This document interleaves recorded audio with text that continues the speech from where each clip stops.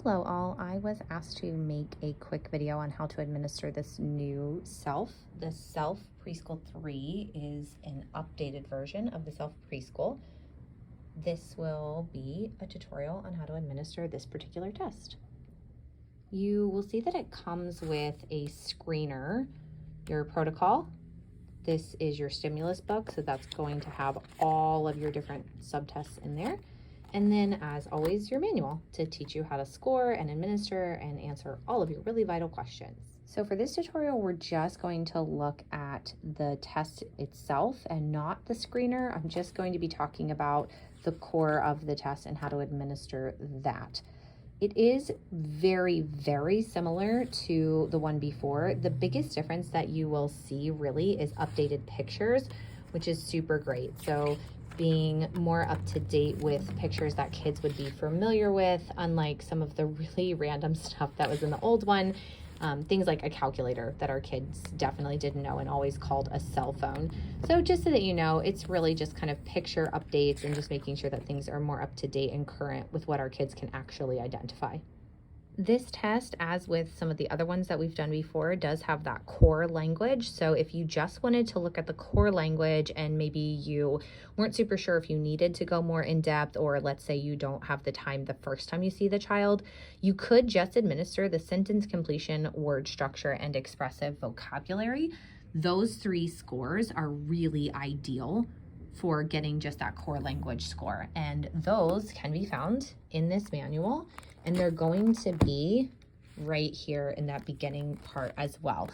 What is great for this particular test is if you look, you will see that sentence completion is the first one, followed by word structure, expressive vocabulary, and then following directions. So it goes in order, making administering the test quite straightforward because you're going to have the samples in order, the stimuli in order to where the protocol sits. So as you'll see, sentence completion, word structure, expressive vocabulary, so forth and so on. So just directly down the page and directly through the book, which makes it really simple to follow along on where you are in this particular test. As with most of our tests, it does sit on an easel, just like most of the tests do.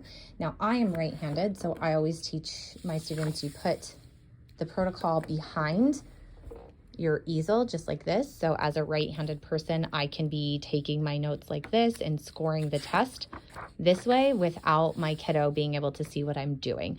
So I will do this, angle the book this way, and I always sit like this angle so I can see my protocol and I can see the answers here.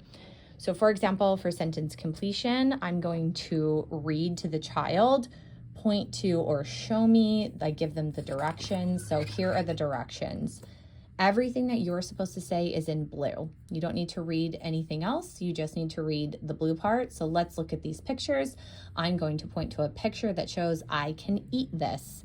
And on the other side, you will see these are the pictures that the child sees. So hence why sitting on an angle is really helpful. And then right here in your protocol, you can see C is the correct answer, which is apple. And the way that this works is A, B, C, D. And that is how that is set up. So it's going to be the same for the next demo. So again, A, B, C, D, and you're going to read this to the child. Now you try one, point to the picture that shows it smells good, right? And then you have a direction for yourself if the child doesn't respond right away, and those are going to be your trials. You do a demo where you show them how to do it, 2 trials to make sure the child can do it. And of course, if the child can't do the trials, we don't want to move on, because if they're not able to do the trials, that is showing that they're not going to be able to complete the test. What's great about this test as well is that everything is right up here on top to let you know where are we starting, when do we discontinue. So after 5 consecutive zeros, that's going to be the ceiling. And we can allow 1 repetition for each test item. So 1 allowed for test items. So what that means is that, let's say you read the first one, so the first item, let's try some more. Look at these pictures, point to the boy has a ball. And let's say the kid says, what? You can read it again. So for this particular one, you can say, point to the boy has a ball.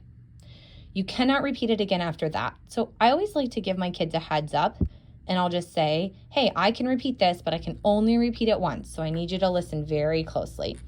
All right. So for this one, everybody starts on number 1. So you don't have to worry about starting in different spots. So that's going to be your basal as number 1. And then you're going to move forward, and you'll give the kid 1 for every time they get it right, a 0 for any time they get it wrong.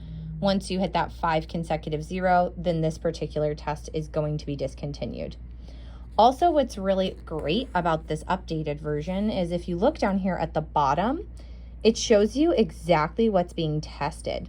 So when it comes time to write your report and picking your goals and maybe doing some dynamic assessment, let's say a kid misses number 2, 5, 15, and 17, it tells us that the kid is really struggling with prepositional phrases.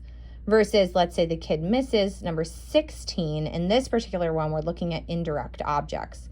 But always be cautious when we're doing things like this, because just because they miss number 16 does not mean that they can't do indirect objects. Maybe at the moment in time when you administered number 16, maybe a dog walked by the door, or maybe they heard something, or anything might have distracted them. So missing this one, or even missing these two, basically just tells you some more assessment might need to be done. So maybe just some dynamic assessment to see how they do with relative clauses or a passive voice or whatever it is that they're missing. But really nice because it gives you a quick overview of what the kid is missing and gives you a really good guide on where to go moving forward. I really want to highlight the following directions goal, which again, we're going to go down to here, the following directions section.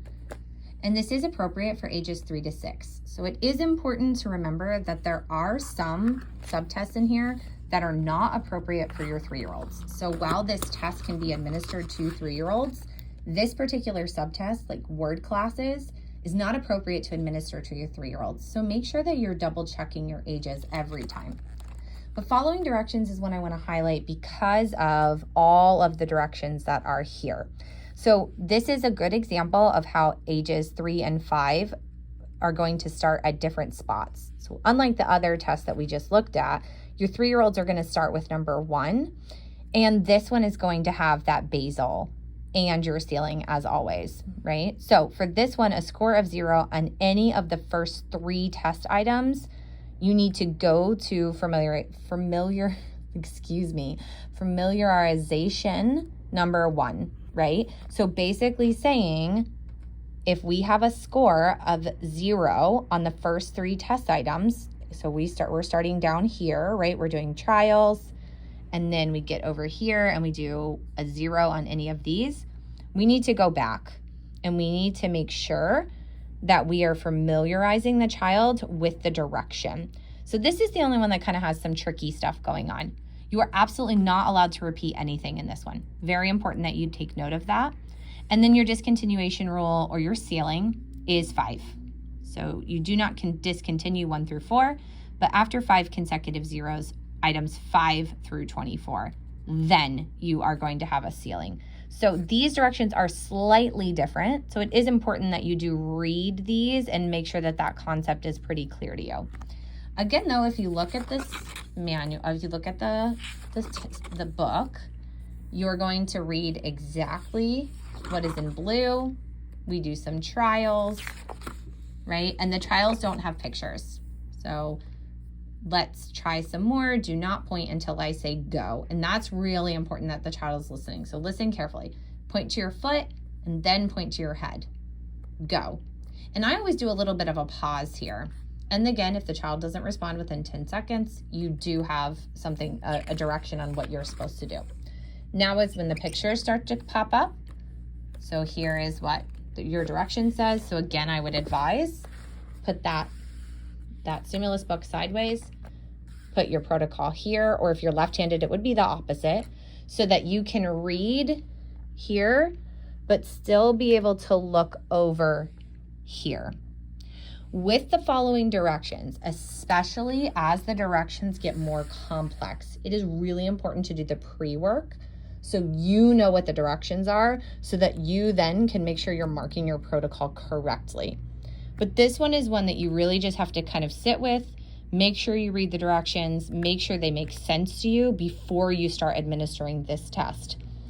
And once again, with the new CELF, there are really great explanations as to whether it's a one-level command, do they have modifiers, what's going on, and what are the different things that are happening within that direction. This test, just like the other one, also has your descriptive pragmatics profile. One of the things I really harp on with my students all the time is I say, when you go in to do a pragmatics profile, never go in blind. So always make sure that you have read all of this and you know exactly what you're going in to look for. We don't want to go in and just be guessing what we're doing. We want to make sure that we know what we're looking for and we know exactly how to score it so that we are prepped to catch if a child does or does not do any of these tasks. Obviously, you're not going to have it memorized, but just have a good idea of what's going on. And notice the rating that the child always or almost always does it. They do it often, sometimes, never or almost never, or it's not appropriate. And that's what these letters are, and you're going to circle that based on the results that you get. Once you've administered the test in its entirety, you'll count up all the number of the responses that the child got correct, and you're going to write all the scores here, the raw scores. And then we'll grab the manual and look at how to convert those to scaled scores.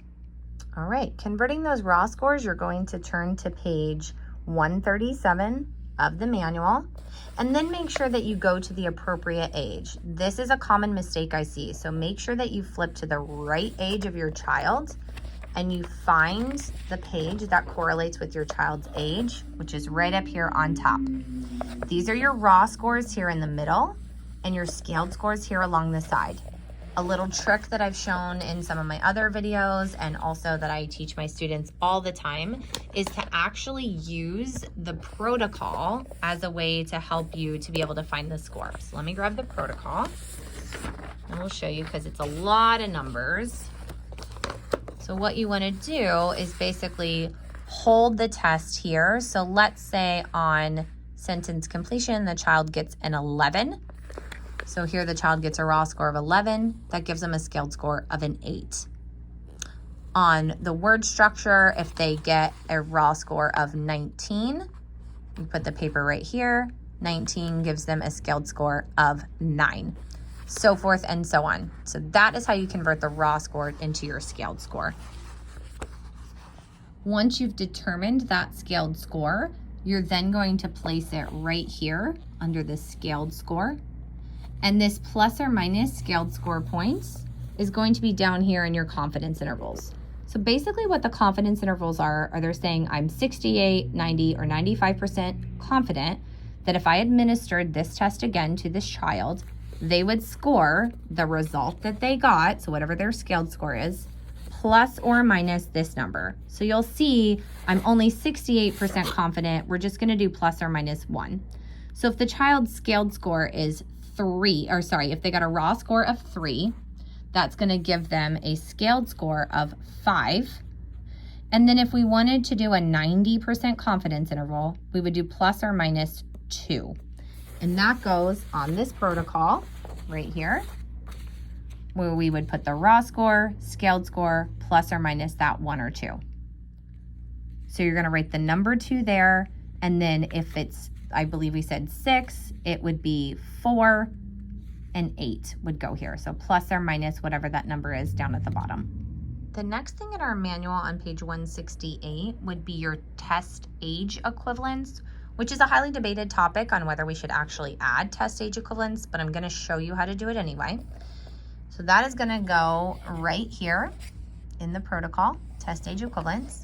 And this is going to be based off of those raw scores again. So again, everything is in order, sentence completion, word class, so on and so forth, whatever the raw score is. So if that kid gets a raw score of 9, it's going to be a test age equivalent of 3.2.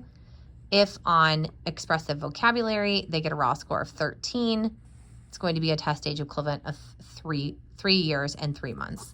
Again, anytime you're looking at lots of numbers on a page like this, I always recommend grab your protocol or grab a piece of paper and just line it up to make sure that you're straight across the page so that you're not missing anything and that you're not accidentally going a line above or below.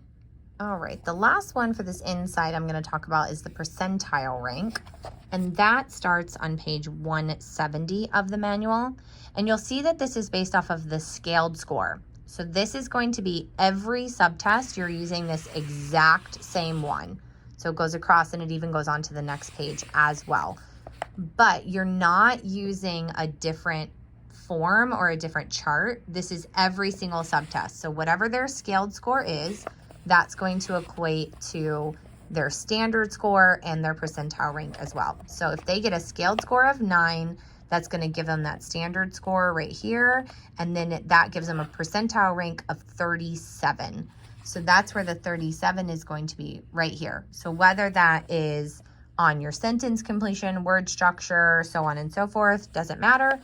Any subtest with a scaled score of 9 will have that percentile rank of 37. So that's just really important for you to know. That's where that is. So you'll see scaled score, we follow those scaled scores down and then follow it across. Now let's talk about how to do the outside of the protocol and the bottom part. So you're going to sum up the subtest scaled scores and make sure that you're only adding up the ones that are not highlighted out. So for example, this top one, for the core language, we're only looking at these top 3. For receptive language, it's split by ages, and you're only looking at the ones that are not highlighted out, and that's where you're going to put the sum of the scaled scores. Once you have this sum of the scaled scores, that has to be converted to a standard score, and that can be found on page 146 of the manual. And you're going to see in the middle of the page, there's all these numbers again. So you have your core language score, receptive, expressive, so forth and so on. So what is the sum of those scaled scores? Find whatever that sum is, lay your page down. Again, you'll see if the sum is a 10, that's going to give you a scaled score of 66.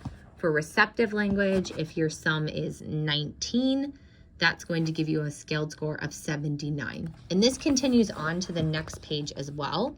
And again, you'll see those confidence intervals are down at the bottom. So for example, if you're going to do 90% confidence interval for these two, you would do plus or minus 6 of whatever the standard score is. For this one, you would do 5, and the rest of them 5 as well. So you make the decision which one you want to do. And that's going to go right here on the test. You're going to see we have the standard scores will go right across here. How many points are you doing? So plus or minus that 5 or 6. You want to write in, we're doing 90%, 68, 95, whatever you pick. And then write those numbers in. So from this number to this number, this number to this number, which is plus or minus your 5 or 6 if you do 90% of the scaled score. And then that percentile rank is on that same page. So you're going to go back to the same percentile rank page, and that's where you're going to put that. You will take your confidence interval ranges and you'll chart them down here. So whatever your scaled score is, so let's say if you have a scaled score of 80, you would put a dot on the 80, and whatever your range is, you would put a bracket at your top range, line down, bracket down at your bottom range. And that's what it's going to look like on there.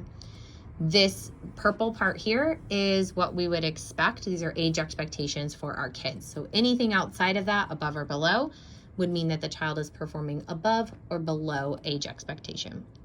All right, I hope that helps. Just a quick overview of how to do the CELF